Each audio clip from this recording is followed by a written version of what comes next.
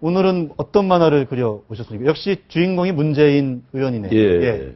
오늘 측간에 문재인이라고 하면은 문재인 의원도 아니고, 네. 문재인 씨도 아니고, 문재인 하면서 이름을 부를 정도 같으면 아마 막강한 사람입니다. 아, 예, 누군가가 옆에서 문재인 하네요. 그래서 이제 그 병원에서 나오는 소리인데, 단식을 끝내라는 걸 밥 먹고, 열흘 동안 단식을 했으니까, 수염도 아주 덥수룩 하니까 면도도 하고, 일터로 가라, 일터로. 그래서 이제 마지막, 아주 큰. 결론이 어떤지 한번 보겠습니다. 야당의 새 지도자, 유민 아빠, 김영호 씨라는 분입니다. 왜냐면은, 그렇게 언론이나 종교계나 모든 사람들이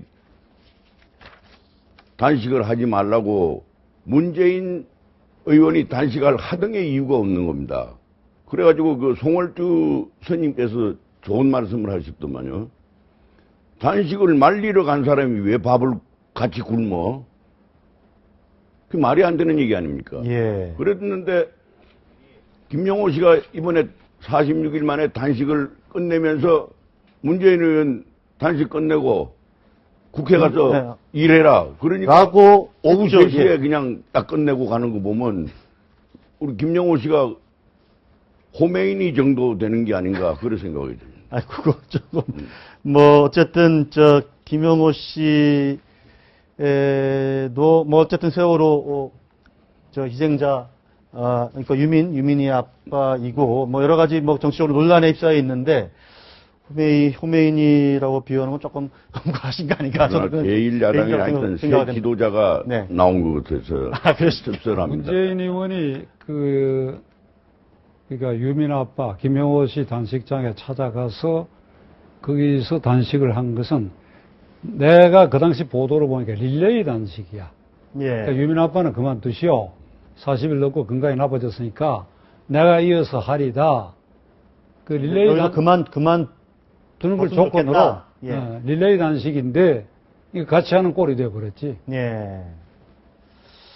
어쨌든 문재인 의원이 조금 전에 저희가 잠깐 영상으로 보여줬지만 영상을 봤습니다. 그래서 옛날에는 단식이라고 하면 단식, 그 다음에 또 보통 저항이 이제 이 삭발도 있습니다. 우리 앞에 있는 박찬종 의원님도 의원 시절에 삭발을 몇 번 하는 걸 아까 텔레비에도 나왔습니다만은 이번 같은 김영호 씨의 세월호 유가족의 단식에는 의미가 있습니다는 83년 우리나라의 단식의 최고의 상황이라면 그 당시 50 시절에 김영삼 전 대통령께서 23일의 단식으로 많은 것을 우리가 갖고 또 새로운 저겁니다. 이만합니다. 이만하죠. 이게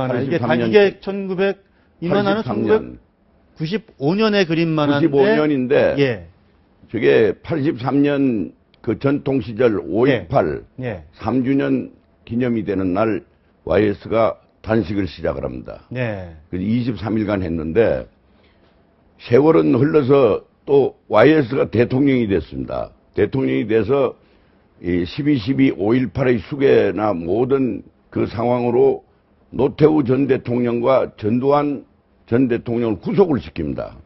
역사 바로 세우기 할 때죠. 시키니까 95년 12월 7일자 만한데 이 5.18 수사를 중단하라고 하면서 이 전두환 전 대통령이 단식을 합니다. 근데 그 당시에 완전히 정반대 상황이 돼버렸어요. 역사의 아이러니라고 하는 말을 제가 썼는데 마이니치 신문에서 일본 마이니치 신문에서 그 다음날 그 제목을 썼습니다.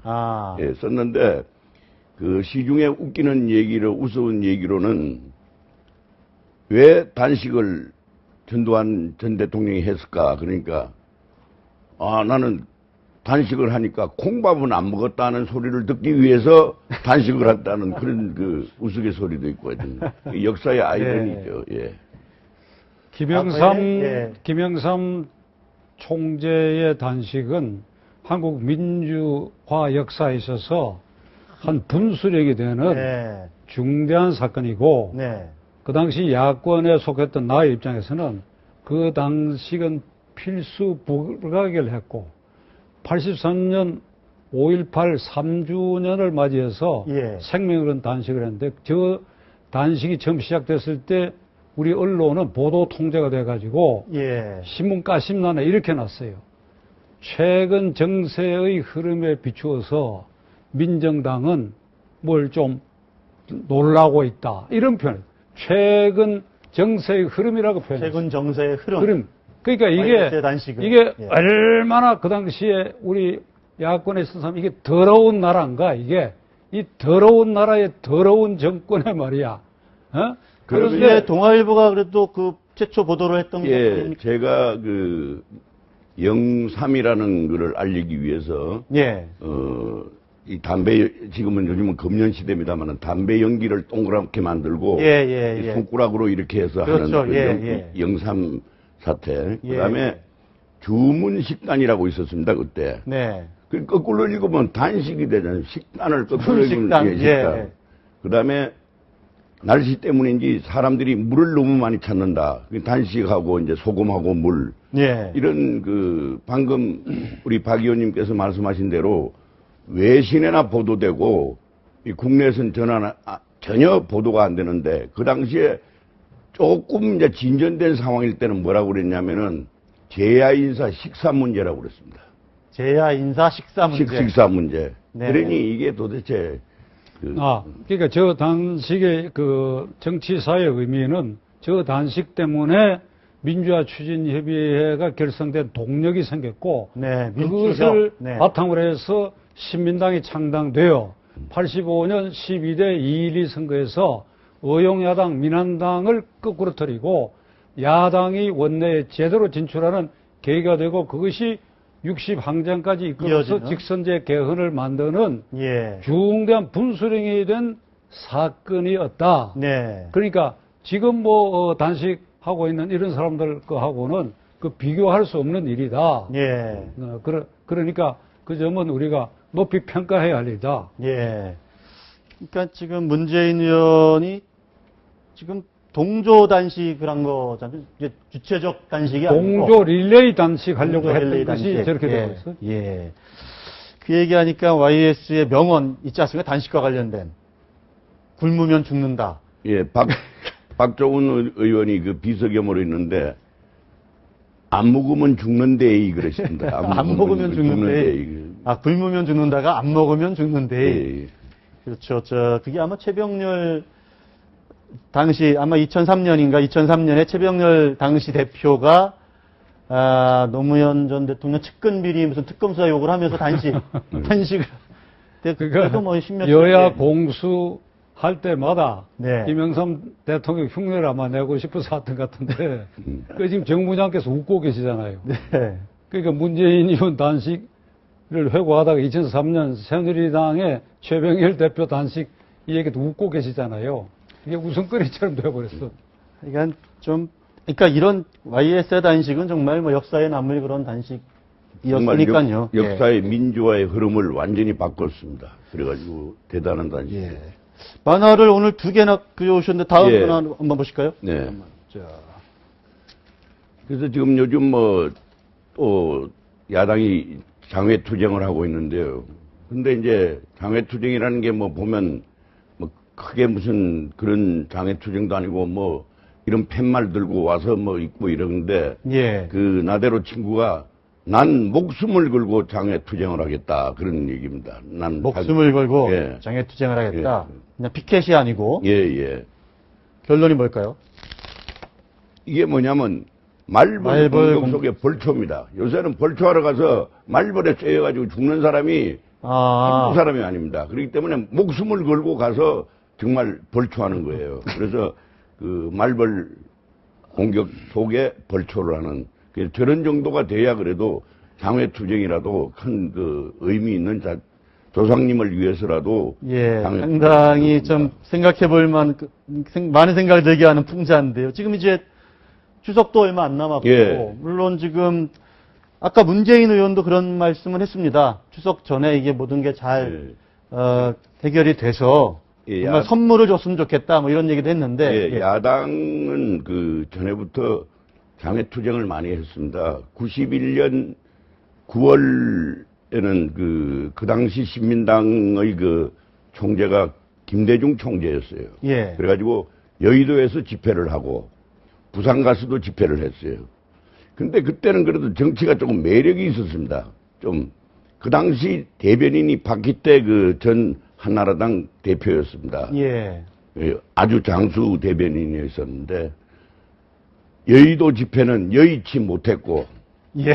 부산 집회는 부산만 떨었다 이렇게 예. 논평을 했습니다. 그러니까 역시 좀 정치가 그런 좀 웃음도 있고 예. 약간 그 꼬집으면서도 멋이 있는 그 박희태 대변인은 그 우리 박 의원님도 잘 오랫동안 같이 정치를 하셨겠지만은 정치 구단 그다음에 뭐 낙장 불입 뭐 이런 식의 아주 그 총체적 난국 이것도 총체적 예. 난국 뭐 이런 식으로 해서 이게 지금 이제 목전에 단식, 장외투쟁, 네. 그리고 또 하나는 박근혜 대통령이 세월호 유가족을 만나야 하느냐 안 하느냐 하는 것을 여론조사에 물어보는 이 현상들이 전부가 이게 공리가 무너져서 일어난 일이에요. 그 종교 지도자들이 너나 할 것 없이 여야는 대화하고 야당은 단식 또는 장외투쟁을 거두고 국회에 돌아가라.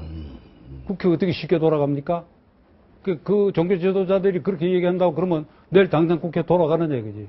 그러니까 공리가 무너졌다 이거지. 아니, 그러니까 대통령이 세월호 참사 유가족 만나고 이 문제에 대해서 언급하는 것이 적당하냐 안 하냐는 것을 여론조사에 묻는 나라야. 이게 정상 국가가 아니다 이게. 그러니까 이게 내가 왜 공리가 무너졌다고 얘기하면 공리라고 하는 것은 1+1은 2다.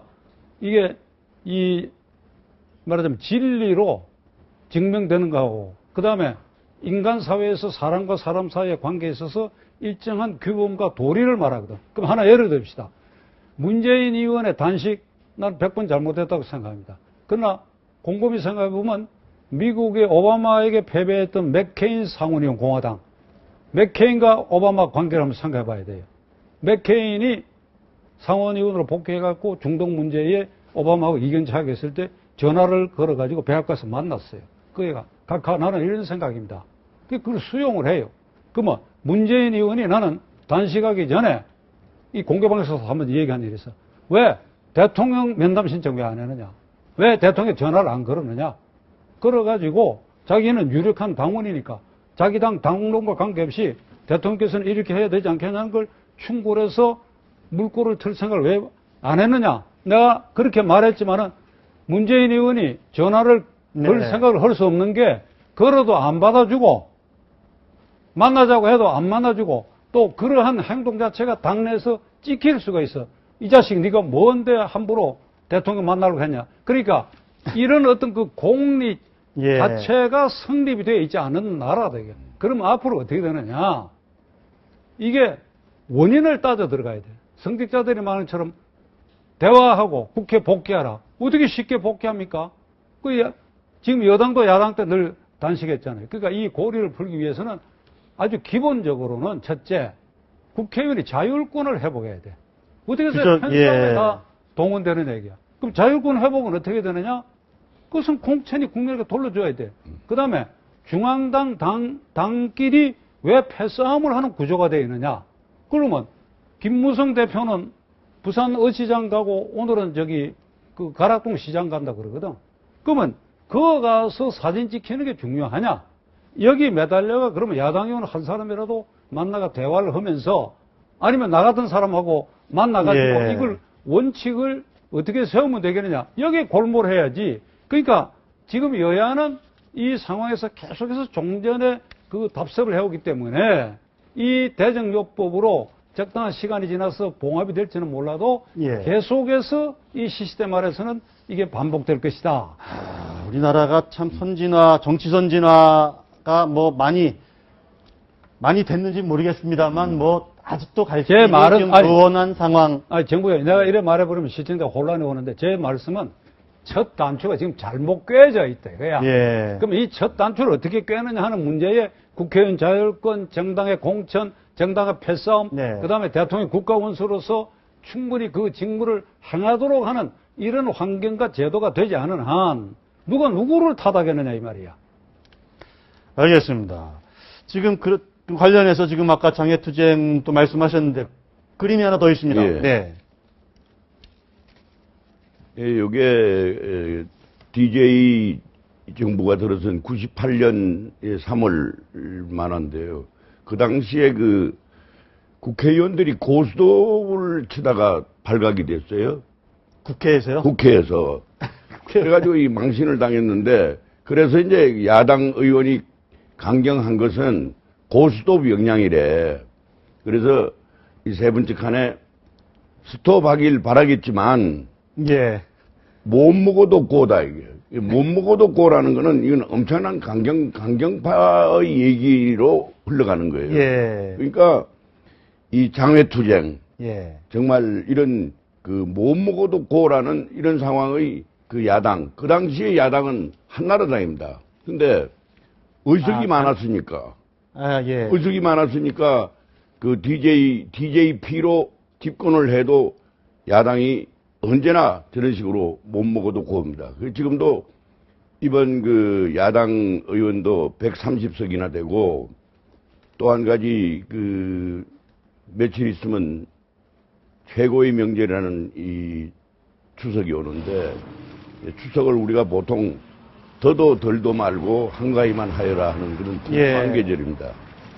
이러한 추석이 오는데 모든 게 좀 해결을 해서 여당이나 야당도 하나의 그 국민들한테 푸짐한 하나의 그 무슨 선물을 하나 보내주는. 그러니까요. 지금 여야 모두 말은 그렇게 하는데 왜 그게 그렇게 서로 답을 못 찾고. 그게 제가 아까 말씀드린 그 첫 단추가 잘못 깨져 있으니까 이것은 간단히 해결해야 될 문제가 아니니까 우선 대정요법으로 왜 박근혜 대통령께서는 지금 이 순간까지도 이 사태를 외면하고 있는가.